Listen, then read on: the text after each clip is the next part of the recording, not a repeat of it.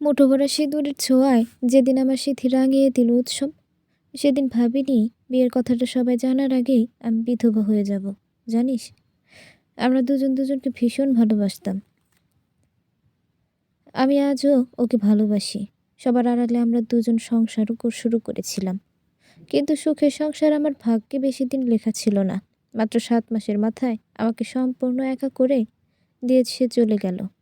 লাল বেনারসি গায়ে জড়ানোর আগেই আমাকে পরতে হলো সাদা শাড়ি। উর্মির কথায় সবাই স্তব্ধ হয়ে নির্বাক দৃষ্টিতে চেয়ে থাকে তার দিকে। 11 জন বন্ধুর মাঝে একমাত্র উর্মি সনাতন ধর্মী, কিন্তু এটা কখনো বাকিরা অনুভব করেনি।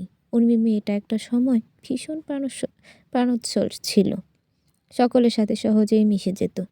সেই মেয়েটা যে নিজের মধ্যে এক আকাশ সমান কষ্ট বয়ে নিয়ে বেড়াচ্ছে, এটা যেন বিশ্বাস করতেও কষ্ট হচ্ছে বাকিদের। সিরাত উর্মির কাঁধে হাত রাখলে এক পলক তাকিয়ে সে পুনরায় বলতে শুরু করে, আমার আর উৎসবের সম্পর্কটা আমাদের পরিবার থেকে মেনে নেয়নি। উৎসব ছিল মধ্যবিত্ত পরিবারের ছোট ছেলে, আর আমি উচ্চবিত্ত পরিবারের একমাত্র মেয়ে।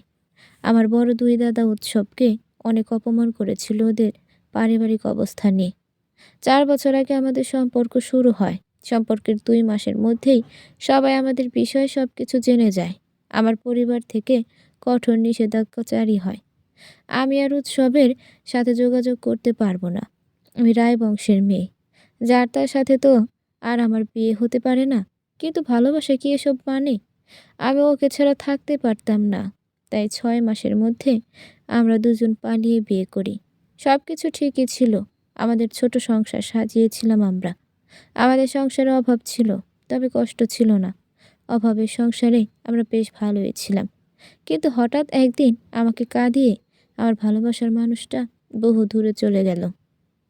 স্বার্থপর ছেলেটা একবারও আমার কথা ভাবলো না। সকলের চোখেই পানি জমেছে।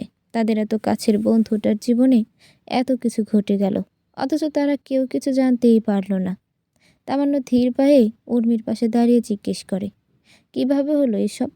জানালা দিয়ে বাইরে খোলা আকাশের দিকে তাকিয়ে দীর্ঘশ্বাস ছেড়ে উর্মি জবাব দেয়, রাতের খাবার খাওয়া শেষে আমি সব কিছু গুছিয়ে ওর পাশে বসলাম।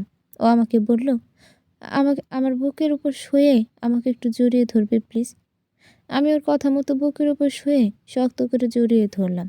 তারপর সে আমার কপালে চুমু এঁকে দিয়ে বলল, ভালোবাসি মহারানী। আমি কিছু না বলে মুচকি হাসলাম। অতঃপর সে নিশ্চুপ হয়ে গেল। আমি ভাবলাম হয়তো ঘুমিয়ে পড়েছে। ঘণ্টাখানেক এভাবেই কেটে গেল। হঠাৎ খেয়াল করলাম ওর হৃদস্পন্দনের গতি একদম কমে এসেছে। নেই বললেই চলে। মনের মধ্যে অজানা ভয় বাসা বাঁধল। আমি ধীরে ধীরে ওর বুকের উপর থেকে উঠে মুখের কাছে হাত নিয়ে কয়েকবার ডাকলাম। সে কোনো সাড়া দিল না।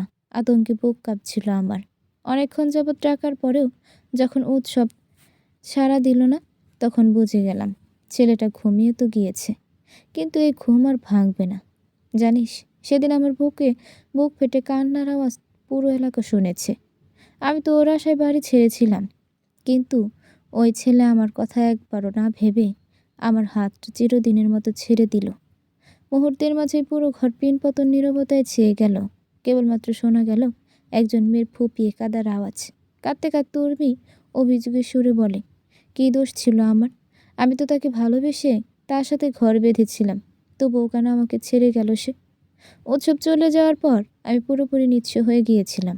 বাবা কোনোভাবে এই খবরটা পেয়ে আমাকে ওই ছোট্ট ভাড়া বাসা থেকে নিয়ে এসেছিল।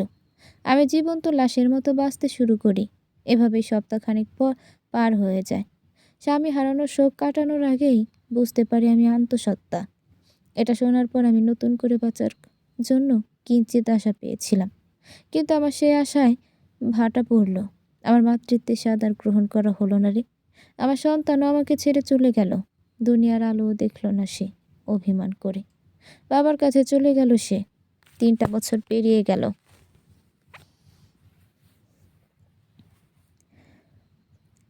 3টা বছর ধরে জীবন্ত লাশ হয়ে বেঁচে আছি আমি। আমি এতটাই অভাগী যে না পেলাম স্বামী সুখ আর না পেলাম সন্তান সুখ। সিরাত নিজেকে সামলাতে পারছে না কোনোভাবেই। মুখে 2 হাত চেপে হু হু করে কেঁদে ওঠে সে। তারও যে সন্তান আছে, সন্তানের সামান্য জ্বর হলেও ছটফট করে সে। সেখানে পরপর এতগুলো ধাক্কা মেয়েটা কিভাবে সামলে উঠল কে জানে। উর্মি নিজের বুকের কাছে হাত নিয়ে আহাজারি সুরে বলে, এখানটায় না বড্ড যন্ত্রণা হয়, রাতে ঘুমাতে পারি না আমি, দম বন্ধ হয়ে আসে, মনে হয় কেউ বোধ হয় আমার কলিজা টেনে বের করে নিচ্ছে। মৃত্যু যন্ত্রণায় ছটফট করি আমি প্রতিনিয়ত, কিন্তু কেউ আমার কষ্ট বোঝে না। এই সমাজে যার কষ্ট সেই বোঝে, বাকিরা তো গল্প খোঁজে। অচমকা অথই নাবিলকে জড়িয়ে ধরে কাঁদতে শুরু করে। এমন কিছুর জন্য কেউ প্রস্তুত ছিল না, সবাই খানিকটা অপ্রস্তুত হয়ে পড়ে। নাবিল পাথরের মতো ঠায় দাঁড়িয়ে থাকে একই জায়গায়। আমি তোকে হারাতে চাই না নাবিল, তুই আরও 10টা মেয়ের সাথে হেসে হেসে কথা বল, ঘুরতে যা, আমার কোনো আপত্তি নেই, শুধু আমাকে ছেড়ে যাস না।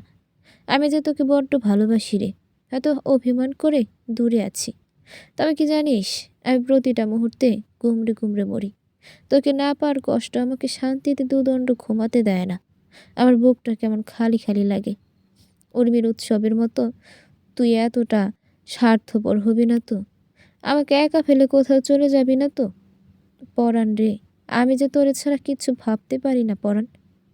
অথয়ের এমন কাজে সবাই থবনে গিয়েছে, অদ্ভুত চোখে তাকিয়ে আছে তার দিকে। সেদিকে তার কোনো প্রক্ষেপ নেই। সে আপন মনে বলে যায়, যেদিন তোকে অন্য একজনের সাথে খুব ঘনিষ্ঠ অবস্থায় দেখলাম, সেদিন আমার পুরো দুনিয়া উলটপালট হয়ে গিয়েছিল। এক মুহূর্তের জন্য মনে হয়েছিল আমার ভালোবাসা হেরে গেল। আমি জানি সেদিন তোকে ফাঁসানো হয়েছিল, তবুও কেন যেন মেনে নিতে পারিনি আমি। তুই তো শুধু আমার, তোর বুকে অন্য কেউ কেন মাথা রাখবে বল? তোর বুকে শুধু এবং শুধুই আমি মাথা রাখবো, এটা আমার অধিকার। অনেক হয়েছে অভিমানের পর্ব, আর না। অনেকগুলো দিন আমি তোকে ছেড়ে বাঁচার চেষ্টা করেছি, কিন্তু বিশ্বাস কর আমি তোকে ছাড়া একটা দিনও ভালো থাকতে পারিনি। আচ্ছা বাবা, শান্ত হ তুই, আমি কোথাও যাব না তোকে ছেড়ে। এই আমিটা তো তোরই। সত্যি আমাকে ছেড়ে কোথাও যাবি না তো? তোকে ছেড়ে যদি চলে যাওয়ারই হতো, তাহলে এতদিনে আমি বউ নিয়ে ঘুরতাম, বুঝলি? না, তোর কথা আমি বিশ্বাস করি না। তুই এক্ষুনি আমার সাথে কাজে অফিসে চল, আজই আমরা বিয়ে করব। এক্ষুনি বিয়ে করব মানে কি? হ্যাঁ, যদি আবার তুই হারিয়ে যাস, আবার কেউ তোকে আমার থেকে কেড়ে নেওয়ার চেষ্টা করে। আচ্ছা, সবাইকে সাক্ষী রেখে তোকে কথা দিচ্ছি, দুই পরিবারকে জানিয়ে যত দ্রুত সম্ভব তোকে আমার রমণী করে আনবো। ওদের দুজনের এমন কাণ্ড দেখে সিরাত হতাশ কণ্ঠে বলে, আজ নাকি তোরা আমার মন ভালো করার জন্য এত সব আয়োজন করেছিলি, এখানে তো দেখছি বিয়ের পাকা পাকা কথা চলছে। নাওয়া সিরাতের এমন হতাশ চেহারা দেখে হেসে উত্তর দেয়, ভালোই তো হলো, তোর জন্য একজন নিজের মনে জমে থাকা দুঃখের কথা বলতে পারলো। অন্যদিকে দুজন ভালোবাসার মানুষ অভিমান ভুলে আবার এক হলো। সিরাত মাওয়ার কথায় পাত্তা না দিয়ে উর্মির কাছে চলে যায়। উর্মির মাথায় হাত বুলিয়ে দেয় পরম যত্নে। আমার জীবনের গল্পটা হয়তো অনেক মেয়েকে স্বাধীনভাবে বাঁচতে উদ্ধত করবে, কিন্তু তোর গল্পটা সেই মানুষদের বাঁচতে সাহায্য করবে যারা কঠিনভাবে ভালোবেসে মারাত্মকভাবে হেরে গিয়েছে। তোর মধ্যে যে তেজস্বী রূপ আছে, সেটাকে এবার মেলে ধর উর্মি। জীবন কখনো থেমে থাকে না। সে কষ্ট তুই পেয়েছিস, তা জয় করা সহজ নয়। সমাজ কি বলবে, অন্যরা কি বলবে, এসব না ভেবে থাকার মতো করে বেঁচে থাক। তোর যা করতে ভালো লাগে সেটাই কর, প্রয়োজনে জবাব দিতে শেখ। ঘর কোনো লুকিয়ে থাকা কোনো সমাধান নয়। জানি তুই নতুন করে আর কারোর সাথে জীবন শুরু করতে পারবি না, তাতে কি, একা বাঁচতে শেখ তুই। এমনভাবে বাঁচ যেন তোকে দেখে আর 5টা মানুষ বেঁচে থাকার শান্তি পায়, উৎসাহ পায়। উর্মি অস্ত্রসিক্ত নয়নে সিরাতের দিকে তাকালে সে চোখের ইশারায় তাকে বোঝায়, তুই পারবি। ইভান সিরাতকে কোথাও খুঁজে পাচ্ছে না। চোখের ঘুম নিমিষেই হারিয়ে যায় ইভানের চোখ থেকে। ভোর 6:37 এমন কোনো খবর শোনার জন্য সে একদমই তৈরি ছিল না। কণ্ঠে উত্তেজনা রেখে ইভান প্রশ্ন করে, কি বলছিস এসব তুই? সিরাতকে খুঁজে পাওয়া যাচ্ছে না মানে কি? আমাকে সব কিছু বিস্তারিত বলতাম না। গতকাল সন্ধ্যায় সিরাত একটা কাজে বাহিরে যায়। ওরা রাত 9টার মধ্যেই ফিরে আসার কথা ছিল, কিন্তু এখনো বাড়ি ফেরেনি সিরাত। সিরাতের আম্মু কাঁদতে কাঁদতে অস্থির হয়ে যাচ্ছে। এদিকে নাবিহার রাত থেকে হাজার রকমের চেষ্টা করেও কেউ কিচ্ছু খাওয়াতে পারেনি। আমি এই খবর পেয়েই তারিনকে নিয়ে সিরাতদের বাড়িতে এসেছি। ভাই, তুই তো এখানকার থানার এসআই। তুই এক কিছু একটা কর, যেভাবেই হোক সিরাতকে খুঁজে বের কর। আচ্ছা তুই শান্ত হ, আমি আধ ঘন্টার মধ্যে আসছি। ফোন রেখে কোনো রকমে ফ্রেশ হয়ে হতদন্ত হয়ে বেরিয়ে পড়ে ইভান।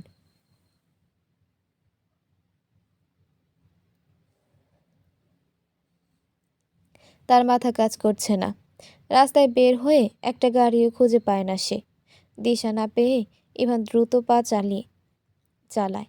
এক প্রকার দৌড়ে মিনিট কুড়ির মাঝেই সিরাতের বাড়িতে চলে আসে। সদর দরজা দিয়ে ভেতরে ঢোকার সময় ছোট নাবিহার কান্নার আওয়াজ শুনে থেমে যায় ইভান। কিছু একটা ভেবে দ্রুত কল করে অভিকে। 2বার কল দেওয়ার পরও অভিকে না পেয়ে নাবিলকে কল দেয়। কল রিসিভ করে ঘুম জড়ানোর কণ্ঠে নাবিল বলে, কি ভাই, এত সকালে কেউ কল দেয়? কি হয়েছে বল। রাখ তোর ঘুম। এদিকে সিরাতকে খুঁজে পাওয়া যাচ্ছে না, আর তুই এখনো ঘুমাচ্ছিস? তাড়াতাড়ি ওদের বাড়িতে আয় তুই। সিরাতকে খুঁজে পাওয়া যাচ্ছে না মানে? এই সকালবেলা তুই আমার সাথে ফাজলামি করিস ভাই? দিব এক থাপ্পড়। তোর মনে হয় আমি এত গুরুত্বপূর্ণ একটা বিষয় নিয়ে মজা করছি? এত কথা বলার সময় নাই, তুই তাড়াতাড়ি এখানে আয়, রাখছি আমি। আরে শোন তো আমার কথা। নাবিলের আর কথা না শুনেই কল কেটে দেয় ইভান। ভেতরে গিয়ে তারিনের কাছ থেকে নাবিহাকে কোলে নিয়ে বলে, কি হয়েছে আম্মু, তুমি কাঁদছো কেন? নাবিহা কাঁদতে কাঁদতে উত্তর দেয়, আমি মাম্মার কাছে যাব। হ্যাঁ যাবে তো শোনা, মামা খুব তাড়াতাড়ি ফিরে আসবে। এখন তুমি কিছু খেয়ে নাও, নয়তো মাম্মা বাড়ি ফিরে এসব শুনলে কিন্তু খুব কষ্ট পাবে। না, আমি খাবো না, আমাকে মাম্মার কাছে নিয়ে চলো। আচ্ছা আমি তোমাকে প্রমিস করছি, আমি খুব দ্রুত তোমার মাম্মাকে তোমার কাছে নিয়ে আসবো। সত্যি? 3 সত্যি। কিন্তু তার আগে তোমাকে খেতে হবে। তুমি আমার কথা না শুনলে কিন্তু আমি তোমার মাম্মাকে এনে দেব না। ইভানের কথায় নাবিহা অল্প পরিমাণে খাবার নিয়ে নেয়। খুব বেশি খায় না, তবে যেটুকু খেয়েছে এই মুহূর্তে এটাই যথেষ্ট ভেবে আর কেউ বাচ্চাকে জোর করে না খাওয়ার জন্য। ইতি ইসলাম ইভানের কাছে এসে ভেজা গলায় বলে, বাবা আমার মেয়েকে আমার কাছে এনে দাও তুমি। মেয়েটা আমার সারা রাত বাড়ি ফেরেনি। কে জানে কি বিপদ ঘটল মেয়েটার। ওর বাবা সকাল থেকে খোঁজ নিচ্ছে, চেনা জানা সবাইকে কল দেওয়া শেষ, কেউ জানে না ওর খবর। সাহেব চিন্তায় চিন্তায় অসুস্থ হয়ে পড়েছে। আমি একা হাতে কত দিক সামলাবো বলো। আন্টি, আন্টি, আপনি একটু শান্ত হন, আমার উপর বিশ্বাস রাখুন। আমি আপনাকে কথা দিচ্ছি, যেভাবেই হোক সিরাতকে সুস্থ অবস্থায় বাড়ি ফিরিয়ে আনবো আমি। শুধু তুই কেন, আমরা সবাই মিলে আমাদের বন্ধুকে খুঁজে বের করব। আমরা কিছু হতে দেব না ওর। নাবিলকে হাঁপাতে বাড়ির ভেতর ঢুকতে দেখে ইভান সেদিকে এগিয়ে যায়। পেছন পেছন নকশি আর উর্মিও চলে আসে। ইভান বাকিদের দিকে তাকিয়ে বলে, তোরা তো সকালে আসতে গেলি কেন? এটা কোনো স্বপ্ন ছিল ভাই? প্রশ্ন হলো ভাই, আমাদের বন্ধু নিখোঁজ আর আমরা বাড়িতে লেপমুড়ি দিয়ে ঘুমাবো? হ্যাঁ? উর্মির কথা ইভান বলে, আচ্ছা এসে ভালো করেছিস, এখন ভেতরে আয়, তোদের সাথে আলোচনা করবো আমি কিছু বিষয় নিয়ে। একটু অপেক্ষা কর, অথই রাস্তায় আছে, ও আসুক। নাবিলের কথা ইভান সরু চোখে তাকিয়ে প্রশ্ন করে, সবাইকে খবর দিয়েছিস তুই? তা অভি, আমার আর মাওয়াকে জানাসনি? অভিকে কলে পাওয়া যাচ্ছে না, আর মাওয়া ফোন বন্ধ। এই দুইটার আবার কি হলো? ওদের সাথে যোগাযোগ করে নিচ্ছি। আগে সিরাতের খোঁজ নিতে হবে। এর মাঝে অথই চলে আসে। ইভান সবাইকে নিয়ে বসে বসে বলে, আন্টি, সিরাত সন্ধ্যায় কি কাজে বেরিয়েছিল? আমাকে বিশেষ কিছু বলেনি, একটা ফোন কল এলো, 2 মিনিটের মতো কথা বলে আমাকে বলল, আম্মু তুমি নাবিহার খেয়াল রেখো, আমি একটু বের হচ্ছি, 2 ঘন্টার কথা, 2 ঘন্টা 2-এর মাঝে ফিরে আসবো। আপনি কোনো প্রশ্ন করেননি যে সিরাত কোথায় যাচ্ছে? জিজ্ঞেস করেছিলাম, শুধু বলল খুব জরুরি একটা কাজে বের হচ্ছি, তোমাকে ফিরে এসে সব বলবো। তারপর কি হলো? ওর তো 9টার মধ্যে ফিরে আসার কথা ছিল, কিন্তু 11টা বাজার পরেও যখন ফিরল না, তখন আমার চিন্তা হচ্ছিল। আমি একের পর এক কল দিয়েই যাচ্ছিলাম। কল যাচ্ছিল ঠিকই, কিন্তু কেউ রিসিভ করেনি। অস্থিরতা নিয়ে 12টা পর্যন্ত অপেক্ষা করছিলাম, কিন্তু এতক্ষণ পরেও যখন ফিরল না, ওর বাবা আশেপাশে গিয়ে খোঁজ নিল, কিন্তু সেখানেও আশানুরূপ কোনো ফল আমরা পাইনি। তারিন নাভিয়াকে ফিডার খাওয়াতে খাওয়াতে বলে,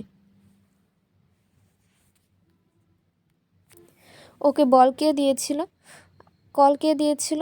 আমাদের আগে এটা জানতে হবে। কোনোভাবে কলটা ওকে মাহাতাব দেয়নি তো? তামান্নার কথায় সবার মনে অজানা এক ভয় বাসা বাঁধে। নকশা আতঙ্কিত হয়ে বলে, মাহাতাবের সাথে সিরাতের এভাবে দেখা করতে যাওয়ার কারণ কি হতে পারে? তাছাড়া যদি মাহাতাবের সাথেই দেখা করতে গিয়ে সিরাত নিখোঁজ হয়, তাহলে তোরা ভাবতে পারছিস এরপর কি হবে? শুধু ভাবতে পারছি না, বুঝতেও পারছি মাহতাব সিরাতের উপর অনেক ক্ষেপে আছে। সিরাত ওর সাথে যা যা করেছে, তারপর তো রেগে যাওয়া স্বাভাবিক।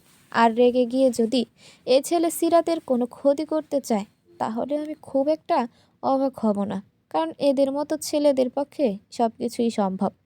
ইভানের কথায় সবার গলা শুকিয়ে আসে ভয়ে। তাদের প্রাণের চেয়েও প্রিয় বন্ধুটার বড় কোনো ক্ষতি হয়ে যায়নি তো? এসব ভেবেই সবার ক্লাস নেওয়ার গতি ভারী হয়ে আসে। অন্ধকার এক ঘরের মধ্যে চেয়ারের সাথে খুব শক্ত করে হাত পা বেঁধে রেখেছে সিরাতের। ধীরে ধীরে চোখ মেলে তাকিয়ে হাতে ভীষণ ব্যথা অনুভব করছে তার। গলা শুকিয়ে এসেছে, ধীর কণ্ঠে সে বলে, কেউ আছেন এখানে? আমাকে একটু পানি দিন, গলা শুকিয়ে এসেছে আমার। প্রথম কয়েকবার ধীরে বললেও কেউ আসে না, তাই বাধ্য হয়ে যথাসম্ভব চিৎকার করে বলে সিরাত, আমাকে এভাবে বেঁধে রাখার মানে কি? কেউ আছেন এখানে? সামনে আসুন আমার। কথাটা শোনার সাথে সাথে দরজা খুলে ভিতরে প্রবেশ করে একজন ব্যক্তি। অন্ধকারের মাঝে তার চেহারা ঠিক স্পষ্ট দেখতে না পেয়ে পায় না সিরাত। খানিকক্ষণ পর ব্যক্তিটি বছরের পর বছরের আলো জ্বালালে সিরাত চমকে ওঠে। তার কণ্ঠস্বরে আপনা আপনি ভেসে আসে একজনের নাম, তুরাগ। সিরাতের মুখ নিজের মুখ নিজ শুনে নিজের সিরাতের মুখে নিজের নাম শুনে মুচকি হেসে তুরাগ বলে, বাহ, এতদিনও আমাকে ভুলতে পারোনি তাহলে। মা ওর সাথে সাথে তুমিও আবার আমার প্রেমে পড়ে যাওনি তো? খুব মুখ সামলে কথা বলো। তোমার মতো অতিষ্ঠ নিকৃষ্ট একজনের প্রেমে পড়ার মতো নোংরা মানসিকতা আমার নয়। কেন আটকে রেখেছো বলো? এতদিন পর ফিরে এসে আমার কাছে কি চাও তুমি?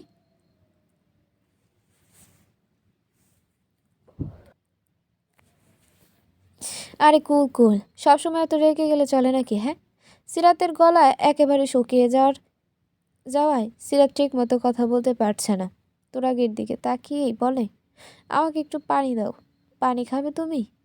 দাঁড়াও, আনছি। ঘরের এক কোণ থেকে এক বোতল পানি এনে সিরাতের সামনে ধরে তুরাগ, তোমার হাত তো বাঁধা, কিভাবে পানি খাবে তুমি? আমি খাইয়ে দেই কেমন? কথাটা বলে বোতলের মুখ খুলে সিরাতের মুখের সামনে বোতল নিয়ে যায় তুরাগ। সিরাত পানি খাওয়ার জন্য মুখ খুললে তুরাগ ওর চোখের সামনে বোতলের সবটুকু পানি মেঝের উপর ফেলে দেয়। সিরাত হতভম্ব চোখে তুরাগের দিকে তাকালে সে ভ্রু নাচিয়ে বলে, এত কষ্ট করে আমাকে এখানে তোমাকে ধরে এনেছি কি আদর আপ্যায়ন করার জন্য? আমি তো তোমার কষ্ট দেখতে চাই না সিরাত। তুমি তিলে তিলে নিঃশেষ হয়ে যাবে, আর সেটা দেখে আমি মানসিক শান্তি পাবো। হ্যাঁ। তুরাগের এই হাসি সিরাতের কাছে অসহনীয় লাগে। একরাশ বিরক্তি আর রাগ নিয়ে চোখ বন্ধ করে ফেলে সে।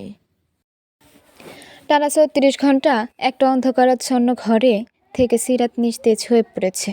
তার দেহে আর এক ফোঁটাও শক্তি নেই নিজ পায়ে উঠে দাঁড়ানোর মতো। এতগুলো ঘন্টায় এক ফোঁটা পানি সে পায়নি পান করার জন্য। তার তৃষ্ণার্ত চোখগুলো এক ফোঁটা পানির আশায় এখনো বন্ধ হয়নি। বুকের ভেতর হাহাকার শুরু হয়েছে কেবল একটুখানি পানি পান করার জন্য। চক্ষুদ্বয় যেন এবার তাকিয়ে থাকার ক্ষমতাও হারিয়ে ফেলেছে। ধীরে ধীরে সিরাতের নিস্তেজ শরীরটা নুইয়ে পড়ে যেন এক লজ্জাবতী গাছ লজ্জায় নুইয়ে পড়েছে। এতটা সাহসী এবং বুদ্ধিমতী হওয়ার পরেও যখন কারোর কাছে বন্দী হয়ে থাকতে হয় তখন তা নিজের কাছে লজ্জারই বটে।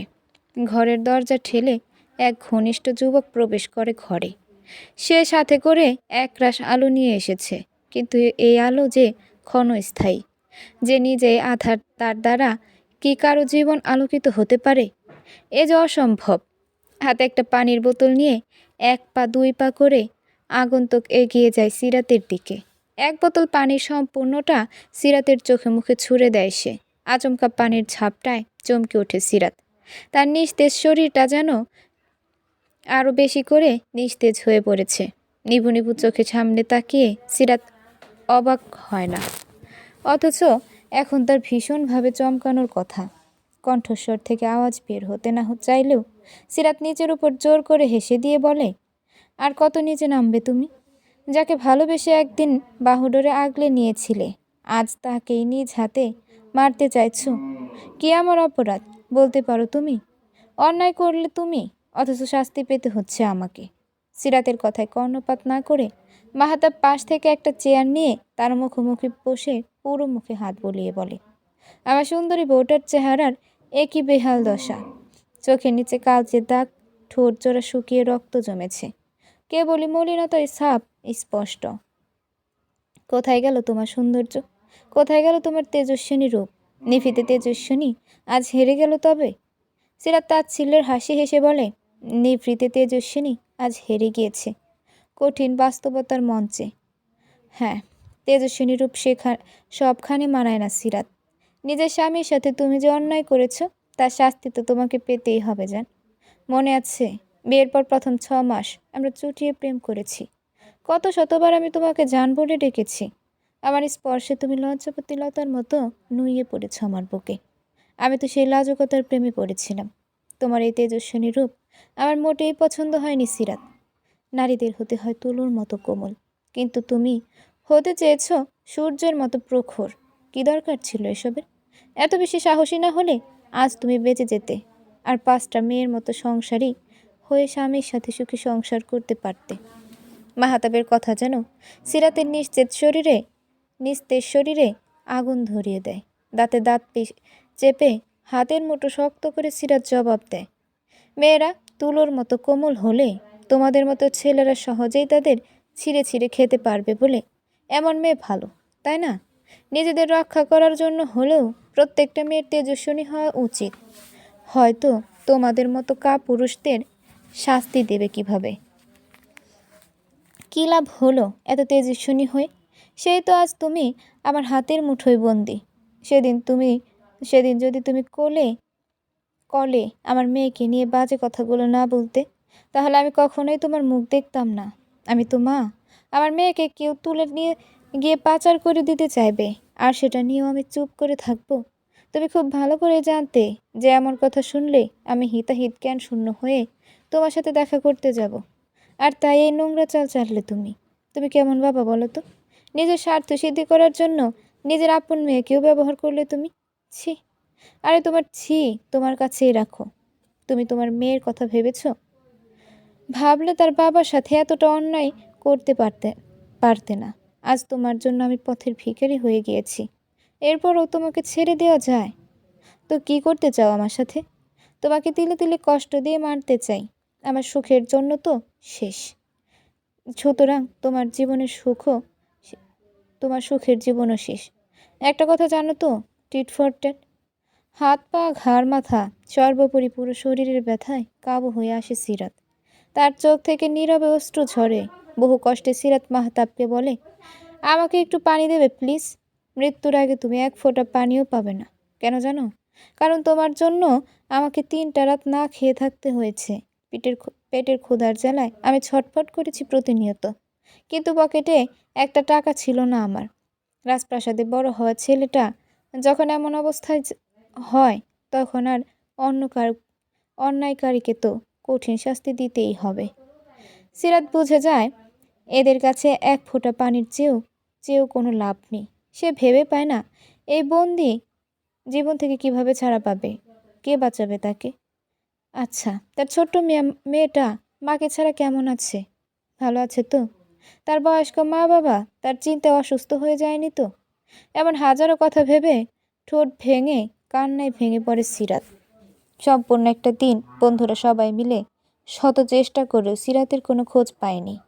হতাশ হয়ে প্রত্যেকে মাথা চেপে ধরে বসে রয় এক স্থানে। কোথা থেকে যেন অভি আর মাওয়া একসাথে এসে হাজির হয় বাকিদের সামনে। তাদের এমন হতদন্ত হয়ে আসতে দেখে উর্মি জিজ্ঞেস করে, কোথায় ছিলি তোরা? আর এখন আমাদের খোঁজই বা পেলি কোথায়? মাওয়া স্থির চিত্তে প্রশ্ন করে, আমাদের কথা বাদ দে, তোদের খবর আমাদের তারিন দিয়েছে। তারিন তো নাভিহার সাথে আছে এখন। আমাদের আগে বল, সিরাতের কি হয়েছে? 36 ঘন্টা পেরিয়ে গেল, এখনো মেয়েটা নিখোঁজ। আমরা তো আমাদের দিক থেকে সর্বোচ্চ চেষ্টা করছি। ইভান সিরাতের ফোন ট্র্যাক করারও চেষ্টা করেছে, কিন্তু ফোন বন্ধ। আশেপাশে সবগুলো সিসিটিভি ফুটেজ চেক করা শেষ, কোথাও কোনো ক্লু পাইনি আমরা। মাহতাবের খোঁজও করেছি, কিন্তু ওই ছেলের কোনো খবর এখনও পাইনি আমরা। তামান্নার কথায় ধপ করে মাটিতে বসে পড়ে মাওয়া। দীর্ঘক্ষণ নীরব থাকার পর অভি বলে ওঠে, আচ্ছা, সিরাতের ফোনের লাস্ট লোকেশন কোথায়?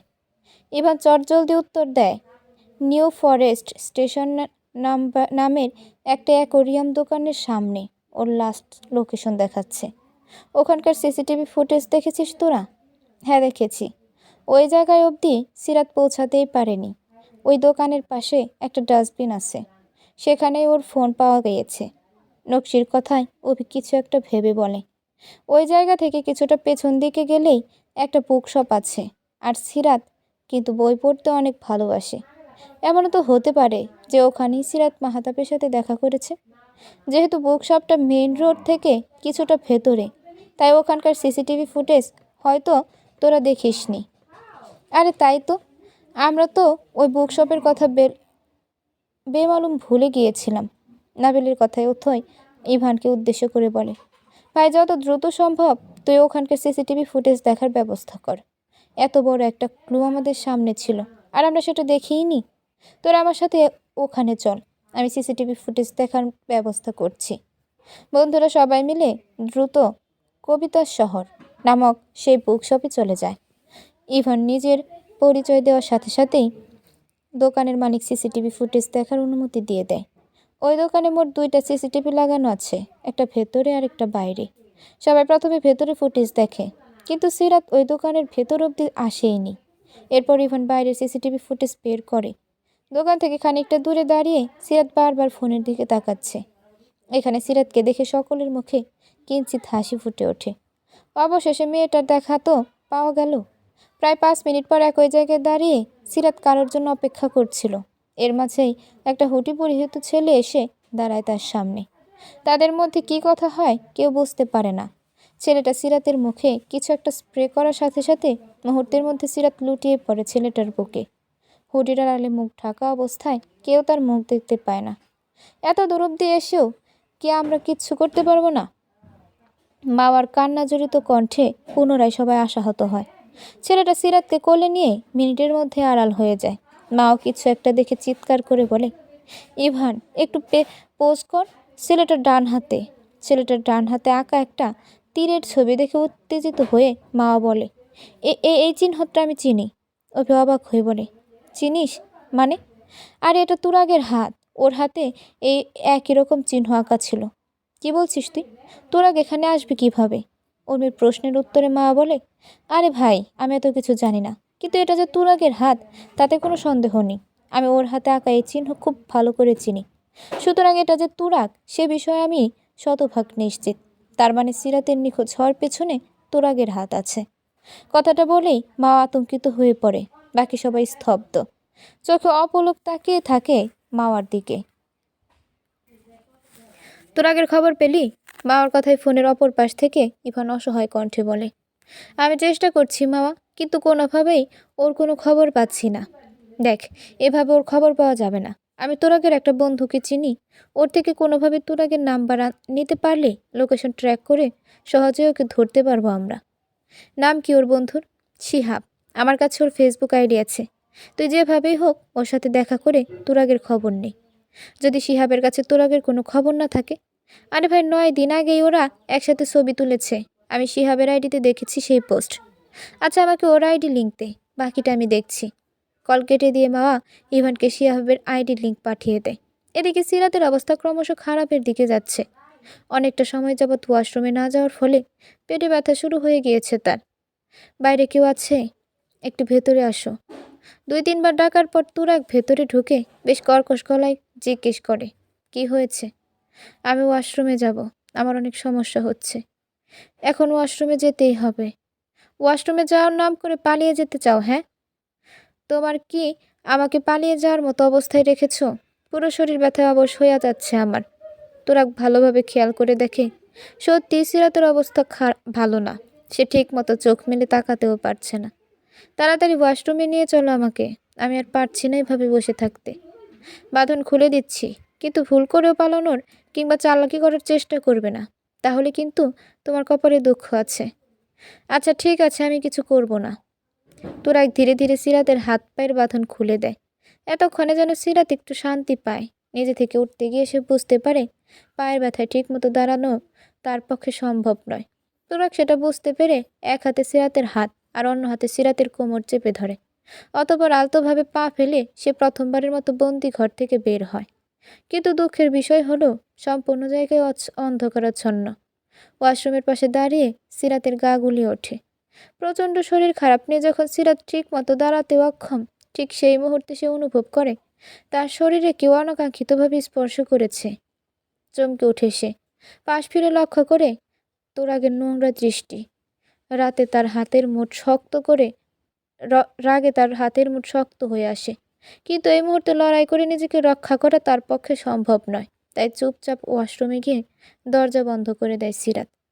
চারপাশে তাকিয়ে ছোট্ট একটা জানালা দেখতে পেয়ে তার মনে আশা জাগে। হয়তো এবার এই বন্দি জীবন থেকে বের হওয়ার কোনো রাস্তা খুঁজে পাবে সে। কিন্তু নিয়তি হয়তো এটা চায় না। তাই তো মেয়েটা সকল আশায় পানি ঢেলে দেয়, তাকে বুঝিয়ে দেয় এই লড়াই বড্ড কঠিন। নিজেকে বাঁচাতে হলে আবারও তোকে তেজস্বিনী হতে হবে। নিজেকে দুর্বল ভেবে বসে থাকলে তুই হেরে যাবি সিরাত, হেরে যাবি বাস্তবতার মঞ্চে। সাথে হেরে যাবে সেই সকল মেয়ে যারা তোকে দেখে সাহসী হতে চেয়েছে তেজস্বিনী। এসব ভেবে দেয়াল ঘেঁষে পড়ে সিরাত।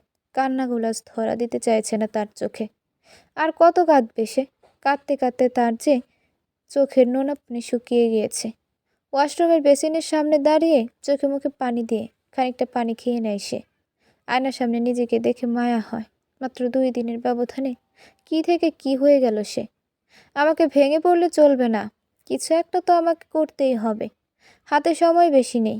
এই ছোট্ট জানালা দিয়ে আমাকে যা করার করতে হবে। আনমনে কথাটা ভেবে জানালার কাছে চলে যায় সিরাত। কিন্তু শত চেষ্টা করেও জানালার নাগাল পায় না। চারপাশে তাকিয়ে কিছু খুঁজেও পায় না যার সাহায্যে সে উপরে উঠতে পারবে। আর কতক্ষণ লাগবে? শোনো, পালানোর চেষ্টা করো না, কারণ সেটা কখনোই হবে না। বরং এটা করলে নিজের ক্ষতি নিজেই করবে তুমি। তাড়াতাড়ি বের হও। তুরাগের কণ্ঠস্বর শুনে সিরাত মুখে হাত দিয়ে ভাবে কি করা যায়। কিছু একটা ভেবে সে নিজের সর্বোচ্চ শক্তি দিয়ে চিৎকার দিয়ে ওঠে সিরাত। আশেপাশে আরও অনেকগুলো বিল্ডিং থাকায় বিব্রত হয় সে তুরাগ। জোরে জোরে দরজা ধাক্কিয়ে বলে, খবরদার আমার সাথে চালাকি করার চেষ্টা করবে না, নয়তো এর ফল ভালো হবে না সিরাত। অবস্থা হাতের বাইরে চলে যাচ্ছে ভেবেই ধীরে ধীরে ওয়াশরুমের দরজা খুলে বের হয় সে।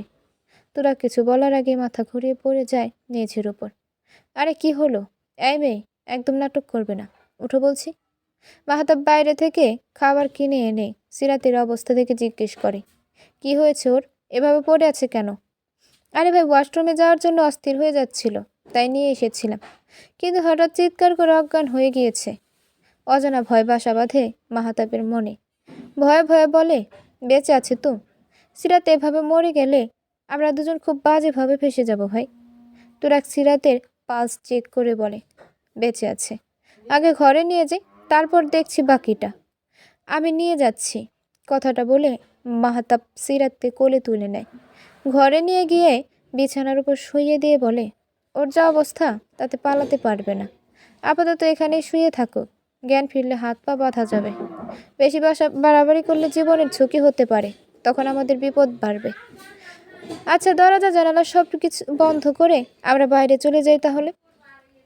দুজন মিলে ঘরের জানালাগুলো লক করে দিয়ে দরজা বাইরে থেকে আটকে বের হয়ে যায়। একদিকে সিরাত বেহুশ হয়ে পড়ে থাকে, অন্যদিকে তারা দুজন খাবার খেতে ব্যস্ত। দুজন বেরিয়ে গেলে সিরাত চোখ মেলে তাকায়, চারপাশে তাকিয়ে বোঝার চেষ্টা করে সে এখন কোথায় আছে। অজ্ঞান হওয়ার নাটক করে হাত পায়ের বাঁধন খুলতে পেরেছি, এটাই অনেক। এখন আমাকে কিছু ভাবতে হবে। ইস, কোনোভাবে যদি বন্ধুদের মধ্যে কারোর সাথে যোগাযোগ করতে পারতাম। সিরাতের মনের ইচ্ছা পূরণ করতেই যেন সকলের ফোনে একটা মেসেজ আসে, তোর আগের ঠিকানা পাওয়া গিয়েছে, সবাই দ্রুত বড় রাস্তার মোড়ে আয়। মেসেজটা পাঠিয়ে ইভান শিহাবকে ছেড়ে দেয়। থানা থেকে বের হওয়ার আগে কঠোর ভাষায় বলে, যদি তুরাগকে কিছু জানাস তাহলে কালকের সকালটা আর দেখতে পাবি না। কথাটা ভালো করে মনে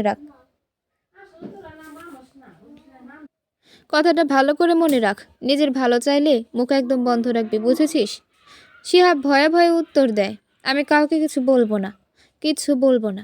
এই তো ভালো ছেলের মতো কথা। এখন বের হয়ে যা থানা থেকে। শিহাব চলে চলে গেলে দ্রুত পা চালিয়ে ইভান বড় রাস্তার মোড়ে চলে যায়। সেখানে গিয়ে সবাইকে অস্থির চিত্তে দাঁড়িয়ে থাকতে দেখে বলে, তোরা চিন্তা করিস না, আমরা আজকে সিরাতকে উদ্ধার করব। তোর আগের ঠিকানা শিহাবের কাছ থেকে পেয়ে গিয়েছি আমি, নাম্বারও আছে আমার কাছে। তোরাগ এখন কোথায় আছে? শহর থেকে কিছুটা দূরে একটা বাড়ি আছে, খুব সম্ভবত ওটা একটা পরিত্যক্ত বাড়ি। ওখানেই আছে তোরাগ। আমাদের এক্ষুনি বের হতে হবে, চল তোরা। অভির কথায় সহমত জানিয়ে সবাই বেরিয়ে পড়ে। ঘন্টা দুয়েকের পথটা যেন আজ সবার কাছে অনেক বেশি লাগছে। এটা ঠিক আছে তো? আজ আমার না খুব ভয় হচ্ছে। ভয় পাস না উর্মি, আমাদের বন্ধুর কিচ্ছু হবে না। ওর কিছু হতে পারে না। সিরাতের কোনো ক্ষতি হলে যে আমরা সবাই হেরে যাব। এবার নিজে ড্রাইভ করেও শান্তি পাচ্ছে না, এত জোরে গাড়ি চালিয়েও পথ যেন কিছুতেই শেষ হতে চায় না। অন্যদিকে সিরাত পুরো ঘর ঘুরেও কিছু পায় না। জানালা খোলার পর চেষ্টা করেও ব্যর্থ হয়। তার এখন মনে হচ্ছে সে অনেক বড় একটা গোলক ধাঁধার মধ্যে আটকে পড়েছে। দরজা খোলার আওয়াজ পেয়ে দ্রুত বিছানায় এসে শুয়ে পড়ে সিরাত। তুরাগ একটু একটু করে সিরাতের কাছে এসে ওর চোখ কাঁপতে দেখে হেসে বলে, অভিনয়ে তুমি অনেক কাঁচা সিরাত। অজ্ঞান হওয়ার ভান করে আমাদের থেকে বেঁচে যাবে ভেবেছ? যদি এটাই ভেবে থাকো তাহলে ভুল ভেবেছ। মাহাতাব অবাক হয়ে বলে, এসব কি বলছিস তুই? আমি ঠিকই বলছি, অজ্ঞান হয়নি, সবই নাটক। সিরাত সব কিছু শুনেও নীরবে শুয়ে থাকে। মাহাতাব ওর কাছে এসে দুই বাহু শক্ত করে ধরে বলে, যতই চেষ্টা করো তুমি বাঁচতে পারবে না। ওকে মুখে কিছু বলতে হবে না, এবার কাজে করে দেখাতে হবে। তোরা হাতে একটা লোহার রড নিয়ে সিরাতের কাছে এসে ওর ডান হাত বরাবর একটা জোরে আঘাত করে। প্রচণ্ড ব্যথায় চিৎকার করে ওঠে সিরাত। একের পর এক আঘাতে মনে হয় তার হাতের সমস্ত হাড় ভেঙে গুঁড়ো গুঁড়ো হয়ে গিয়েছে। হাত থেকে শুরু করে শরীরের বিভিন্ন জায়গায় রডের আঘাত ক্ষত বিক্ষত হয়ে যায় সিরাত। একদিন এভাবে আমিও চিৎকার করেছিলাম, তোমার জন্য সব হারিয়েছি আমি, তোমার শান্তিতে বেঁচে থাকা আমি দেখতে পারবো না। যেদিন সব হারিয়ে আমি নিঃস্ব হয়ে গেলাম, সেদিনই ঠিক করে নিয়েছিলাম তোমাকে আমি এক কঠিন মৃত্যু উপহার দেব। আর আজ সেই কাঙ্ক্ষিত দিন। তুরাগের এমন অস্বাভাবিক রূপ দেখে মাহতাব বলে, ভাই, মেয়েটা মরে যাবে, প্লিজ এবার থাম। কেন থামবো? কেন? ওকে তো আমরা মারতেই চাই।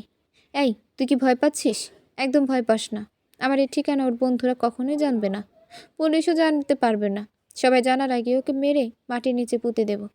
কেউ কখনোই ওর হদিশই পাবে না। তুরাগের কথা শুনে মাহতাবের গলা শুকিয়ে আসে। শেষমেশ নিজের স্ত্রীকে খুন করবে সে।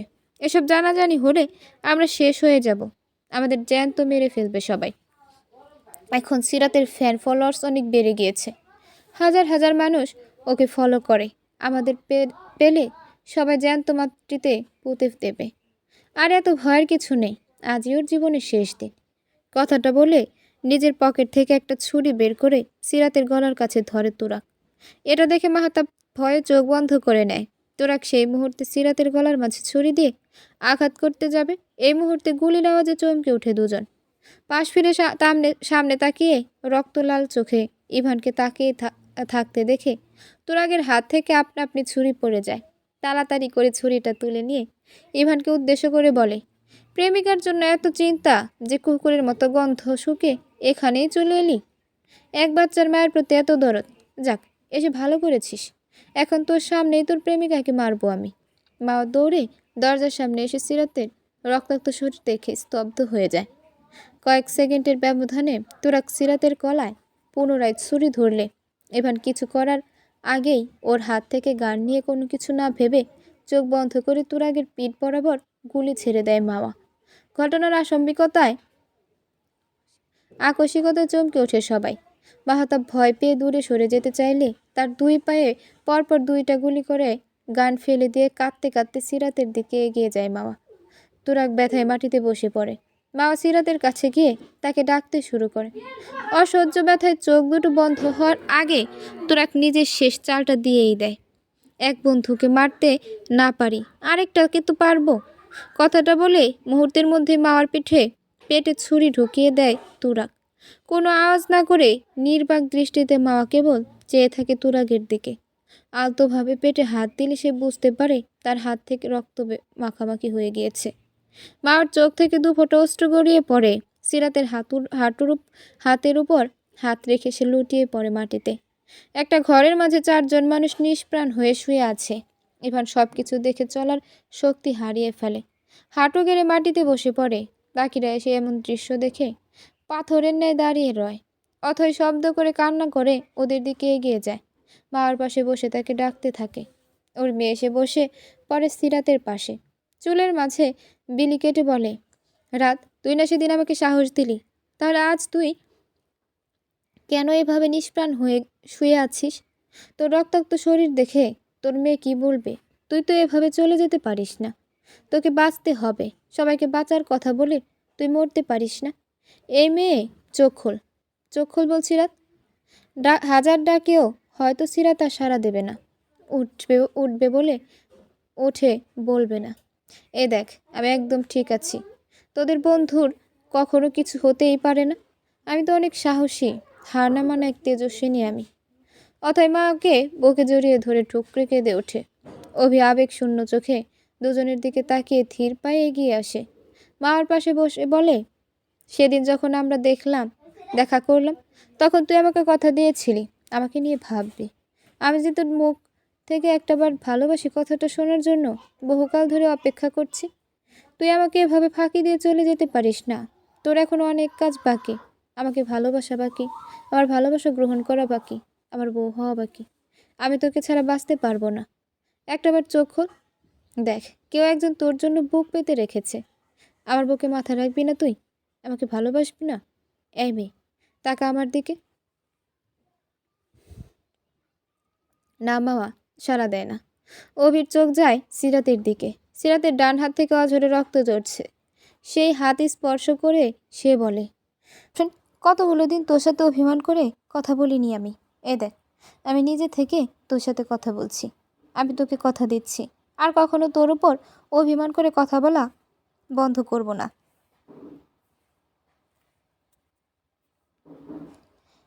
এই বাবু, তাকা না আমার দিকে। তুই না সবসময় বলিস আমি তোর ভাই। ভাইয়ের কষ্ট হচ্ছে না তোর? আমার যে বুক ফেটে যাচ্ছে রাত। আমার সবচেয়ে প্রিয় দুজন মানুষ আমার চোখের সামনে নিষ্প্রাণ হয়ে শুয়ে আছে। তোরা চলে গেলে আমি কিভাবে বাঁচব? এই পৃথিবীতে বন্ধুরা ছাড়া আমার তো আর কেউ নেই। আমাকে এতটা কষ্ট দিস না প্লিজ। এত কষ্ট নিয়ে আমি বাঁচতে পারবো না রে। এই আমাকে একবার ভাই বলে ডাক না রাত। তোর মুখ থেকে আমি অনেক দিন হলো ভাই ডাক শুনি না। বোন আমার, একটাবার আমাকে ডাকবি প্লিজ? তোরা শান্ত হ, ওদের এক্ষুনি হাসপাতালে নিয়ে যেতে হবে। অভি, তুই মা ওকে নিয়ে আয়। আর ইভান তুই। নাবিল বাকি বাকি কথা বলার আগেই ইভান